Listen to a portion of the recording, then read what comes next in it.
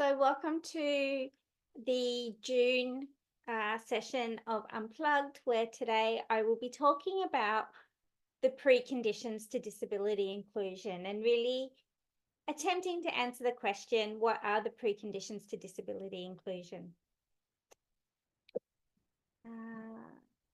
Firstly, I want to respectfully acknowledge that I stand on what always was and always will be Indigenous land. I acknowledge that it's stolen land and First Nations, Australians and Torres Strait Islanders are the rightful sovereign custodians of all these lands and waterways. I unreservedly apologise for and express my shame over the dispossession, marginalisation and attempted genocide of Aboriginal and Torres Strait Islander people. And I thank the traditional custodians of this land for continuing to allow me to work, play and conduct my activities here. And I say this as a person who is a settler. I am Fijian Australian. My family is not from this place. So today's objectives is to really answer the questions, what do I mean when I talk about the preconditions, and to review the types of preconditions to disability inclusion that there are. I will be focusing specifically on this region, globally on the preconditions to disability inclusion, but also review an example from the Pacific Disability Forum. If you have questions as I share my experience and expertise as a disability inclusion specialist, as a social inclusion specialist, please feel free to put your questions in the chat box and I'll try and answer them as we go along, or else we'll have 15 minutes at the end to ask your questions and engage in the discussion. So about me, my name is Lana Woolf. I run Community Powered Responses, a small Melbourne/NAM-based consultancy. And I really focus on participatory social inclusion. I've worked in this sector for about 25 years, getting close to 30 years, specifically focusing on disability, women and people with diverse genders and sexualities, and sometimes the intersections of these. For example, if you wanted to have a look at my paper on the intersections of disability and diverse SOGS in humanitarian and international development contexts that I did with CBN, you can do that. I want to give a bit of an introduction first to disability. And I'll really kind of be focusing more on development side of things, which is where I have my practice experience as opposed to humanitarian or women, peace and security and disability. So in drafting the Convention of the Rights of Persons with Disabilities, the international community made it really clear the need for disability inclusive development. Indeed, the convention was, from its inception, envisaged as both a human rights and development instrument. And although all provisions of the Convention of the Rights of Persons with Disability are relevant to disability inclusive development, there are several that are of particular importance. They include participation, non-discrimination, and accessibility. And when we talk about participation, we mean the full and effective participation of persons with disabilities is both a general principle in Article 3 and a general obligation in Article 4 of the Convention of the Rights of Persons with Disabilities. The Convention emphasises on participation, underscores the need for persons with disabilities to be included both as agents and as beneficiaries in all phases of development efforts, including the planning, development, implementation, monitoring and evaluation of development policies, strategies and programs. Non-discrimination is the general principle of the Convention of the Rights of Persons with Disabilities, and it requires the elimination of all forms of discrimination. In relation to development, this type of discrimination consists of measures of approaches that treat persons with disabilities less favorably than other persons. It includes direct discrimination, which occurs when laws, policies, programs, or practices that appear neutral in practice actually fail to take into account the situation of persons with disabilities, and as a result cause or contribute to exclusion or limitation of persons with disabilities to fully enjoy their rights. Some persons with disabilities, including those with mental, intellectual, or psychosocial disabilities, face heightened levels of disability-based discrimination. In some cases, persons with disabilities also face multiple forms of discrimination based on disability coupled with other aspects of their identities. It could be having several different types of disabilities and barriers. It could be other aspects such as age, such as gender, including diverse gender and non-binary gender identities, as well as the identity of being a woman or a girl, age, ethnicity, race, indigeneity, and sexuality, to name a few. Accessibility, the last of those three specific points, is really both a general principle and a standalone article, Article 9 of the Convention of the Rights of Persons with Disabilities, and is both an end in itself and a prerequisite or a precondition to disability inclusive development and the enjoyment of all rights.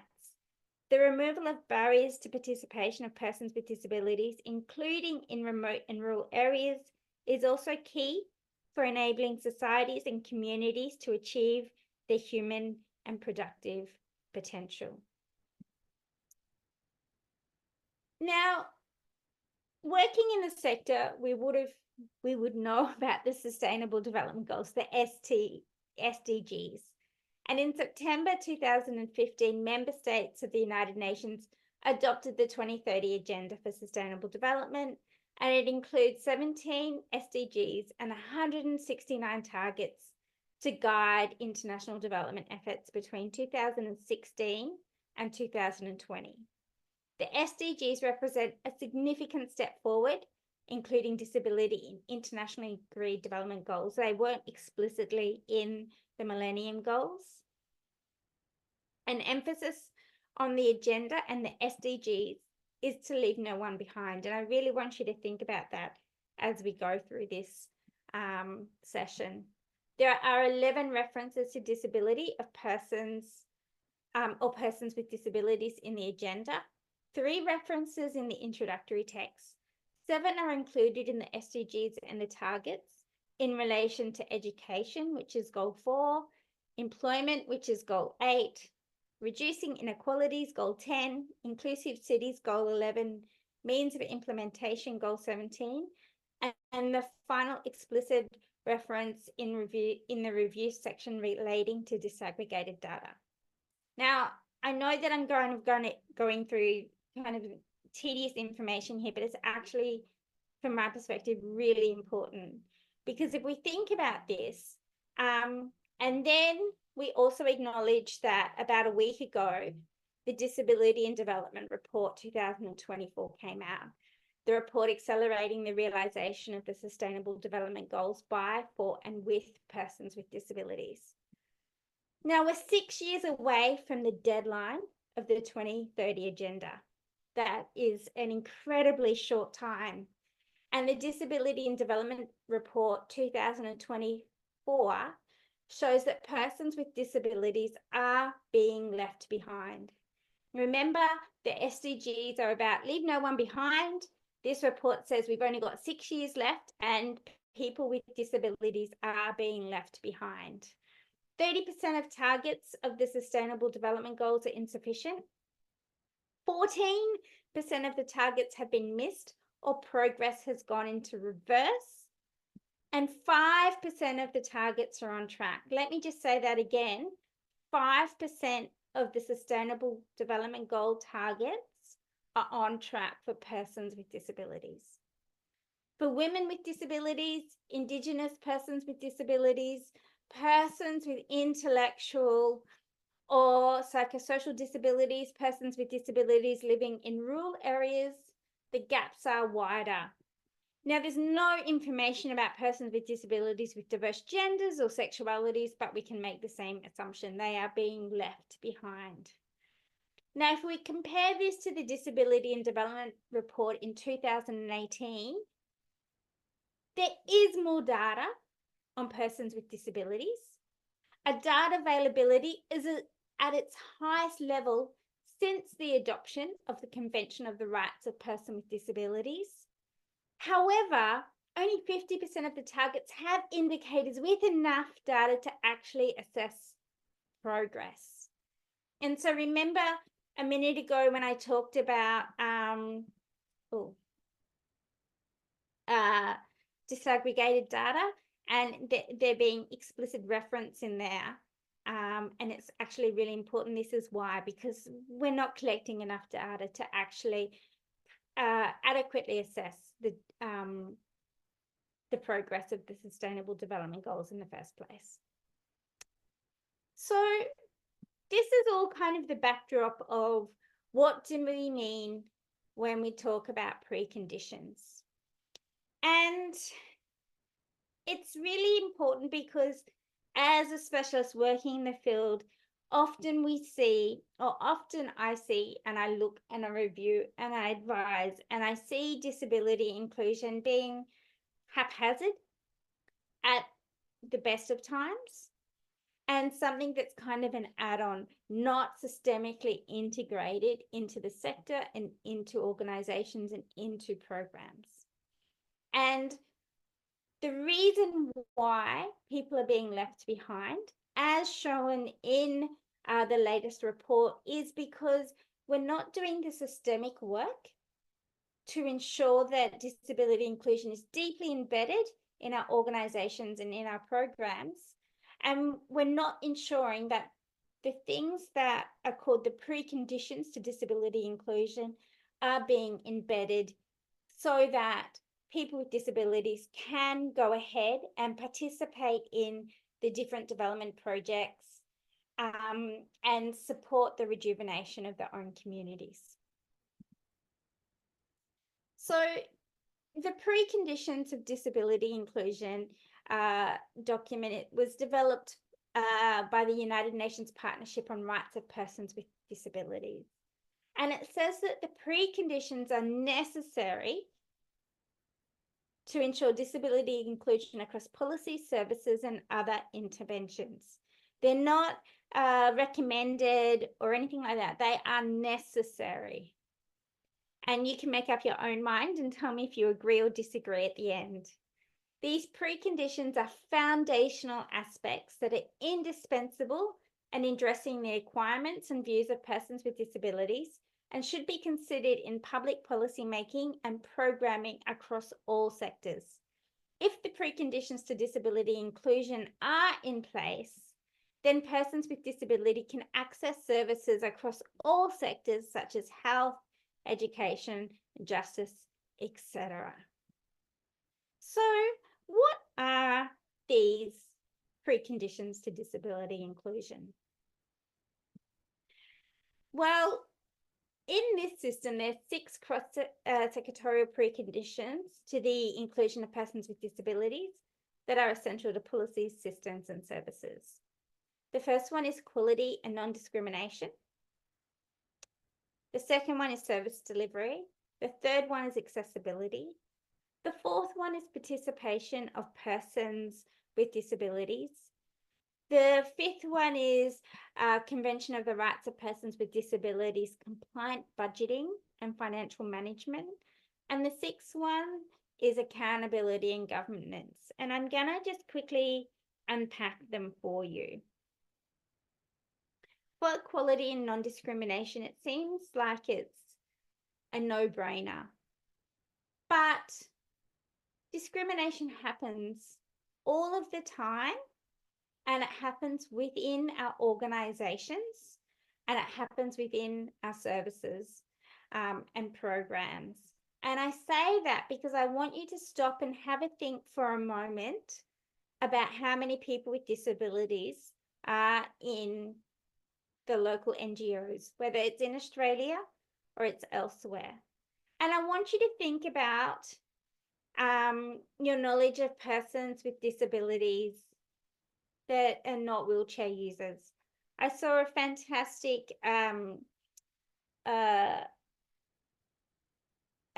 piece of information the other day that says that only 3% of persons with disabilities globally are wheelchair users. And yet that's what everyone thinks about when we think about persons with disabilities.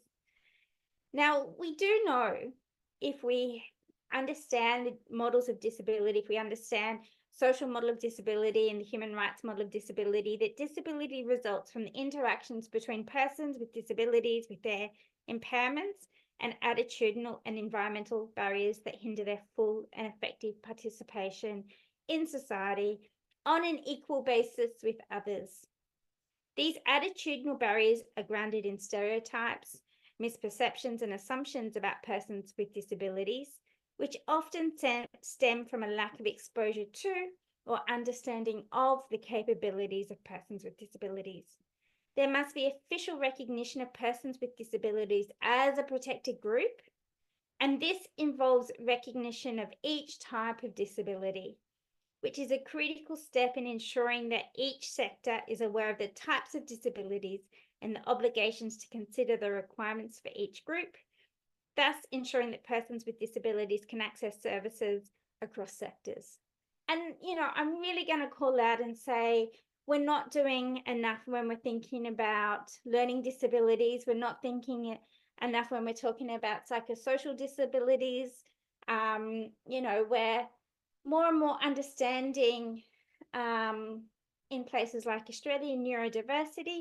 But what does that mean when we're trying to make our programs and our projects more acceptable and more inclusive? Service delivery, number 2, must adopt a twin-track approach to both mainstreamed and disability-specific targeting of services to ensure inclusion of persons with disabilities. Persons with disabilities, to ensure, require some services that are specifically designed for persons with disabilities, such as disability assessment and referral services and disability support services, as well as disability mainstream services. Now, when we say a twin-track approach, we're not saying that every single project and program has to have a really specific disability group, because what that tends to do is it tends to reinforce marginalization and exclusion. You have a twin-track approach because there are specific disability services, such as referral services that need to be happening. But persons with disabilities require access to the same services as persons without disabilities, such as education, vocational training, health, access to justice, emergency services, social protection, shelter, etc. These services need to be mainstreamed, and they need to mainstream disability inclusion and identify structures, plans, and measures to ensure that they are available, accessible, adequate, and affordable for people with disabilities. Persons with disabilities should have equal access to services that are inclusive and not segregated. These mainstream services also need to link with disability support services to ensure full participation of persons with disabilities. And so those services need to be there in the first place before we can do really good inclusive development in this model, because if we don't have those referral services, if we don't have those specific services that support people with disabilities, then they're not going to be able to access mainstream services either. Accessibility is necessary for persons with disabilities to live independently, to actively participate in society, and to have unrestricted enjoyment of all rights on an equal basis with others. It refers to the extent in which products, systems, services, environments, and facilities can be used by people with diverse requirements needs, characteristics, and capabilities to achieve their goals in certain contexts.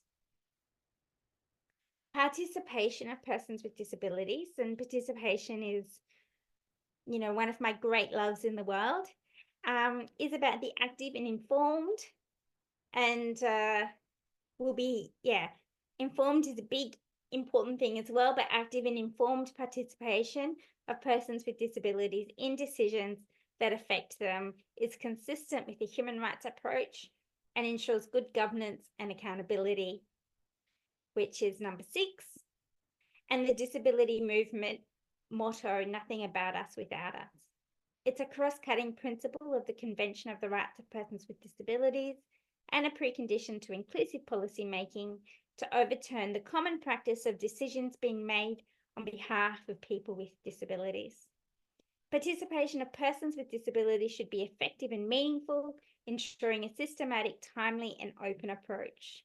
This also includes the provision of relevant measures to ensure reasonable accommodation to consultative processes, free from stigma, and recognizing every person's legal capacity. Participation of persons with disability is usually through representative organizations of persons with disabilities, commonly called OPDs, which are civil society organizations comprising a majority of persons with disabilities, more than half their membership, and governed, led, and directed by persons with disabilities, rooted in, committed to, and fully respectful of the Convention of the Rights of Persons with Disabilities. Participation may be facilitated through formal and informal mechanisms, ensuring that monitoring and accountability are cornerstones of participation. The Convention of the Rights of Persons with Disabilities compliant budgeting and financial management is number 5, and a major stumbling block to the implementation of disability inclusive legislation, policy programs, and services is the allocation of resources to cover costs of disability inclusion. If we don't have that there, then we can't do disability inclusion, and this is why it's a precondition. Regulation in support of the additional costs of disability. Persons with disabilities are diverse and have different requirements depending on their disability and level of accessibility and the environment.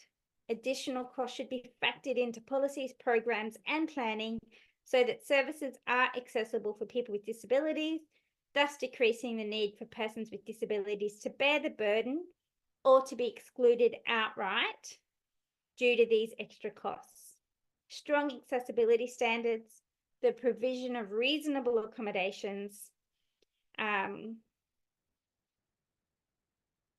lost my spot, and the access to disability support services can help to ensure the additional costs of disability are reduced, and additional costs of disability should be considered when devising strategies for those other preconditions.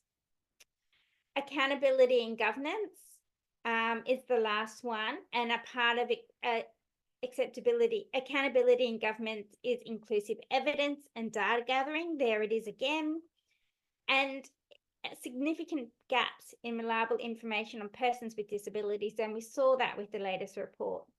There are significant gaps in reliable information, including what works for disability inclusion.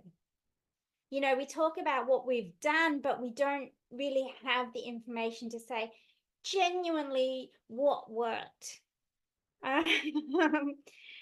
And this results in inaccurate figures on the number of persons with disabilities accessing services and the lack of consensus on the necessary interventions to implement the conventions of the rights of persons with disabilities. The multiplicity of approaches and models for disability inclusion often leads to lack of cohesion on priorities and lack of collaboration with actors. And as a sector, I have to say that we tend not to collaborate very well in the first place, and almost take pride in it, I think, with organizations saying, oh, this is my specific framework and we only use this framework. But actually that lack of cohesion and collaboration sometimes is a disadvantage for people with disabilities. So in order for cross-sectorial preconditions for disability inclusion to be a success, actors across sectors need to coordinate and cooperate.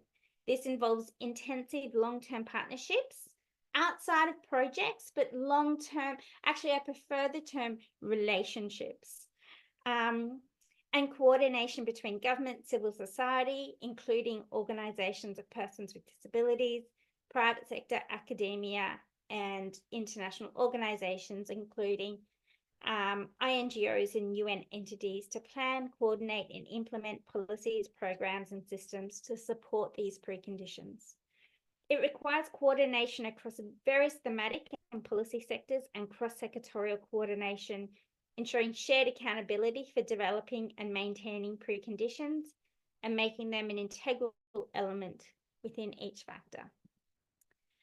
Just really quickly, CBM, which is a huge organisation focusing on the inclusion of people with disabilities in development and humanitarian contexts, writes that the preconditions to inclusion ensure that people with disabilities have their needs and priorities met and are able to access essential support structures, enabling them to live their lives as they want to live them wholly and meaningfully. And their preconditions are slightly different. They have assistive technology as one, and seeing that different to accessibility. They have social protection as another, and they have community-based inclusive development. And I'm not going to focus on this one so much. I'm going to go straight to the Pacific Disability Forum, who is incredibly busy and shows real leadership in the Pacific around disability inclusion. And they created a COVID-19 update. And in that, they write that the preconditions to inclusion can be referred to as the prerequisite for disability inclusion. If the preconditions are not realised, it will seriously undermine the inclusion of all persons with disabilities across the COVID-19 response and recovery actions. And I thought this was really interesting.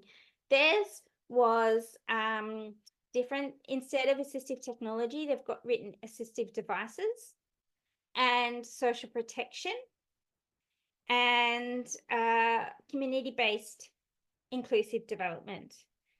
And when they've talked about assistive devices, they're talking about devices that support the direct participation of persons with disabilities.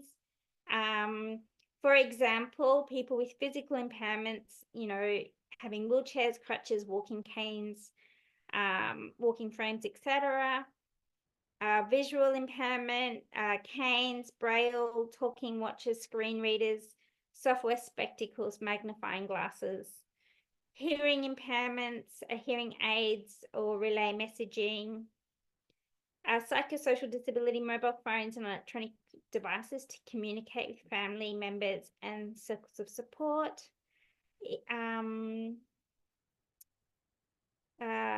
You know, these, I don't think that the assistive devices are particularly controversial, but they're not things that often practitioners are taught to use. Or, for example, being able to create a document that is read by a screen reader. And we kind of don't think about these assistive devices and our responsibilities in ensuring that people can access them so that they can access our programs and projects. And that's something for us to think about. The social protection is an enabler and a key role to play in supporting inclusion and participation of persons with disabilities. So it is a thematic area. It is a cluster. However, thinking about that in terms of a precondition to disability inclusion is, it makes a lot of sense to me. And the other one is community-based inclusive development. And it's really interesting because all of these other preconditions that we've talked about are the preconditions so we can do community-based inclusive development. We need support services to refer and to support. We need accessibility to be able to make our programs and projects inclusive. We need non-discrimination so that we're not alienating and discriminating against persons, so they will come to our projects and programs. But community-based inclusive development is an approach that I hadn't thought about so much in preconditions, because I thought that you needed the preconditions to be able to do community-based inclusive development. And community-based inclusive development addresses the challenges experienced by persons with disabilities, their families, and communities in practical ways. For example, Pacific Disability Forum gives examples of offering opportunities to join community-based self-help groups and livelihood activities. And they see it in the context and drive for localization of the 2030 Agenda for Sustainable Development. So that is, in a snapshot, the preconditions to disability inclusion. I wonder if you have any questions about the preconditions, or any stories that you want to share about preconditions.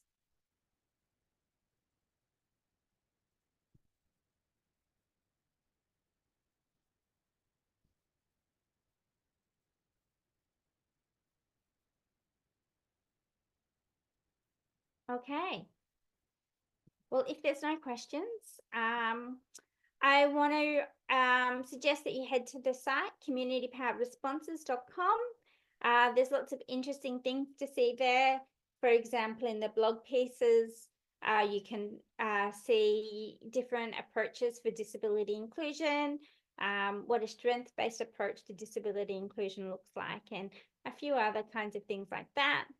You can sign up to the newsletter to share what's coming up, news, views, etc. Watch previous Unplugged webinars, and sign up for future In Conversation with webinars next month. I have a conversation with two people, Anna Arafin from the Asia Pacific Urgent Action Fund, and someone who I've worked closely with in Indonesia in participatory action research with women and people with disabilities. And I'll also be talking to Manisha Dakal from Blue Diamond Society in Nepal, talking about locally led humanitarian response. And sign up to Beyond the Boxes training. Yeah. So if that's it, and nobody has any other questions. I think the presentation was very good, Lana. And so being a disability advocate, so I have come with this issue, but your presentation was very nicely executed, and I'm very impressed with this, and hope in the next session I'm very interested with that, because I'm working more on the humanitarian sector, and so I hope that will be more interesting, because it's more engaged with Nepal, because the first document for DIDR, Disability Included Disaster Risk Reduction, was developed by me, my company, and second document was also developed by our company, and then they're reviewed by me. And so I want to look how this thing is going on in Nepal. So I think the next session will be very much interesting for me, and hope in that session the most question will be raised from me, my side, or other participants. Thank you. It was a great program. Thank you so much, Pallav. And see you next time. Bye. Bye.